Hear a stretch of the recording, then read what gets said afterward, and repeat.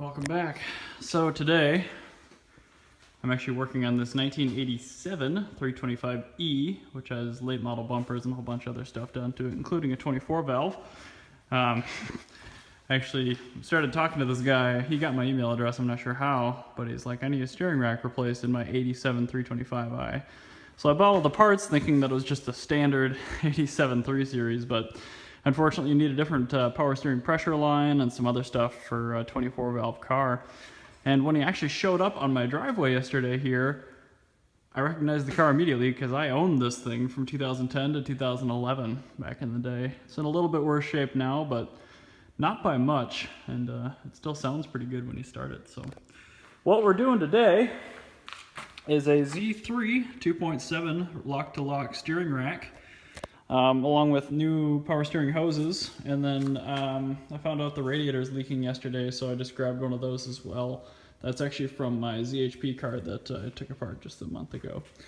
So in order to do this rack swap, you can either use E30 or E36 tie rods, but you have to use a combination from that chassis. So like this is an E30 inner and an E30 outer, and that's an E36 inner. You can see this is all thread, whereas this is threaded into. I don't know how to describe that any better, but you have to use a combination like for like. E36 is a little heavier duty, but E30 doesn't tend to wear out. These are pretty old and they still feel amazing. So this is a 4-turn lock-to-lock rack. This one's 2.7, really brings the car alive. The only thing I've done so far to it is remove all the power steering lines. And then I've added, this is the factory steering coupler, but I cut it apart and I added, this is actually a kit you can buy, 2 aluminum spacers and then the through bolts. And that just makes it a little bit shorter. And they do that because the snout on the top of the rack where the steering actually comes into it is slightly taller on the E36.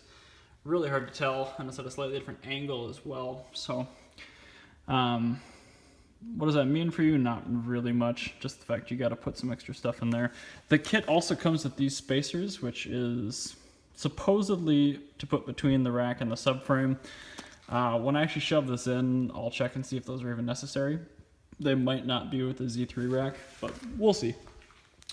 So the next step for me here is actually measure the old steering rack, tie rod end to tie rod end, and then get the new one as close to that as I can, because this guy's gonna have to go to an alignment shop after he gets the car back, and it's gonna be pretty bad.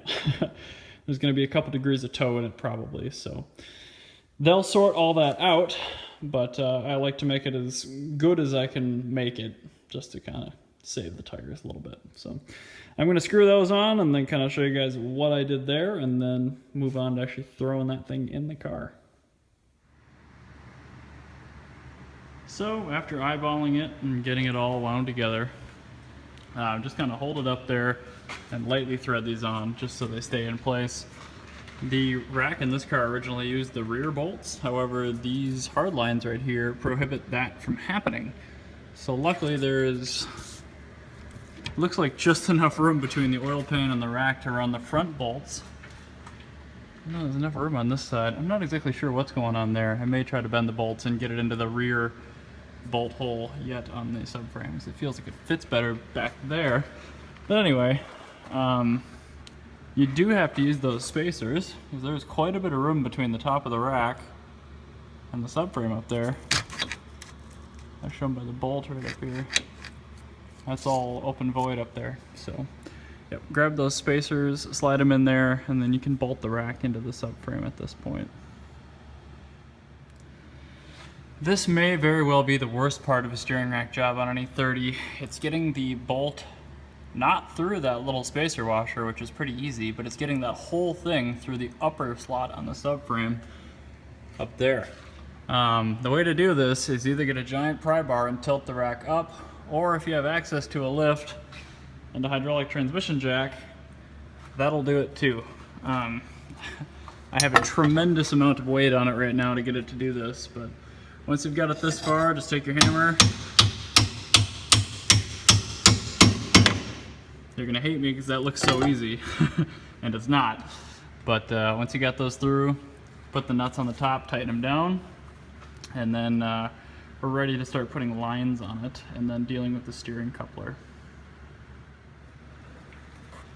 Now for the hoses, assuming you have a swap car, your reservoir is going to be right down here.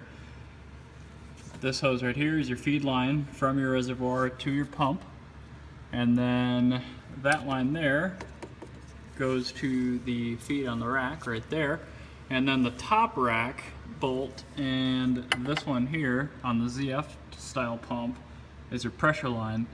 I'm using a leftover custom AN line because it fits really nicely, and I have it and I don't really care about it. If you're just doing this and you want to use OEM parts, get yourself a pressure line from a 1994 325i.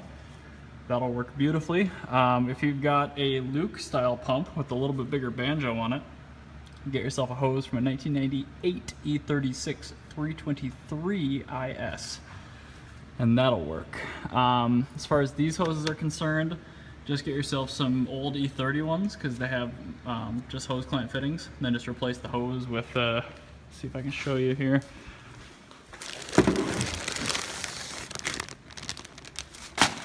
That sort of stuff, just bulk power steering hose. That does not have to be pressure rated, but it does have to be temperature rated and rated for use with ATF, because it's going to be toasty. But other than that, I highly recommend you change out your reservoir. There's a built-in filter on those things that gets contaminated, and especially if you're changing your rack, you're going to greatly prolong the life of your entire power steering system if you change it out. So again, I recommend it if you have the ability to. Other than that, yeah, just replace the hoses and keep getting all that stuff together. As far as the steering shaft is concerned, oh, I wasn't very smart here, was I? What I should have done is when I was actually throwing the rack up into the car, I should have mated it to the steering shaft. Shoot. I may end up having to unbolt the rack on this side and pushing it away. Almost certainly I'll have to do that and get that thing lined up. One point I'll make first, if you have a working steering lock, go in your car, lock the wheel center, and then just try to get this lined up as straight as you can to that down there with your rack centered. Doesn't look like my rack is centered anymore, unfortunately, since I've been messing with it, but I'll try to take care of all that and let you guys know what worked best for me. Oops. So there we are. That's it doesn't look like it's on much, but really it's on as much as I've ever seen on a Z3 rack, so it is what it is. In order to get that in, I just pulled this bolt out of the rack, dropped it out, pushed the rack forward, then I was able to manhandle it just enough to get it seated, and then I took my biggest hammer and slowly tapped. You can't really get much swing in there, but slowly tapped on this until it's in about, you know, ½ inch or more. You can see the top niche of the splines there. That's really all you need. That's a lot of grip. Once it was in that far, I put the bolts back in, tightened it down. So next thing to do is put the little 13 back through there, and then we'll do the pressure line, and then kind of eyeball it and set it down, fill it with fluid, and see how she goes. So here we have it. Pressure hose, feed hose. Oh, sorry, that's the feed hose, and then there's the return hose. I reused these two fittings, banjo bolts. Actually didn't change out the reservoir yet.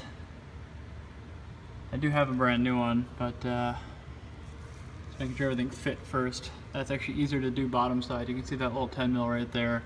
The clamp just opens up and then the reservoir basically falls out of it. So I'll still be doing that yet, but I'm glad everything at least fits. So after the reservoir is done, we'll go tighten these guys down once and for all, and then we'll put some fluid in it, start it up, and see what she's doing. New reservoir installed. Actually rotated it a little bit to give me some better access to the clamps when I put it in. So there she is. Next job, tighten down the end links, and then tighten down the inner outer joint a little bit. And then I'll set it down, start it up, and put some fluid in it, which is as you guys know, a ton of fun with where that reservoir is buried down in the engine bay. So it's just a 16 or 17, usually a 17 on these guys. This is a 22. Hold this with a channel lock or a 19, just so you don't spin it, and yeah, should be good. Well, gosh, it's hard to see. I topped it up. I used a funnel with a piece of hose attached to it. Now I need to start up the car and work the wheel back and forth a couple times.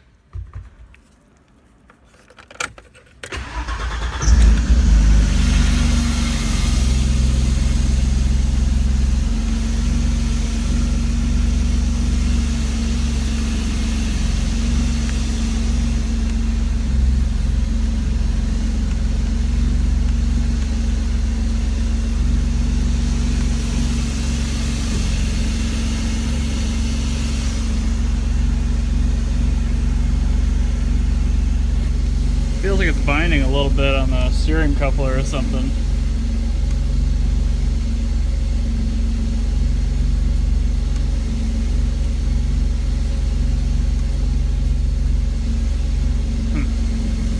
I don't hear any groans, so that's good. I think I gotta go back under it and see though. That steering coupler feels like it's a little bit tight in a couple areas. Still have fluid level in there, so at least that's good. I'm gonna go ahead and cap it and then go back under the car and check it out. So I adjusted the coupler just a little tiny bit. Seems to be better. Just set it back down here.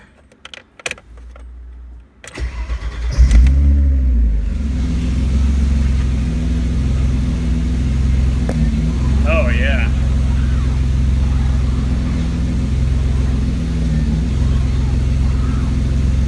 That's feeling really, really nice.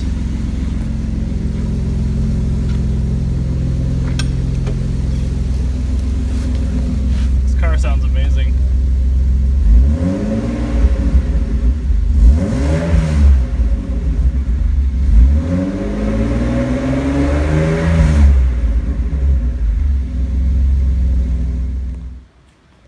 So it's all done.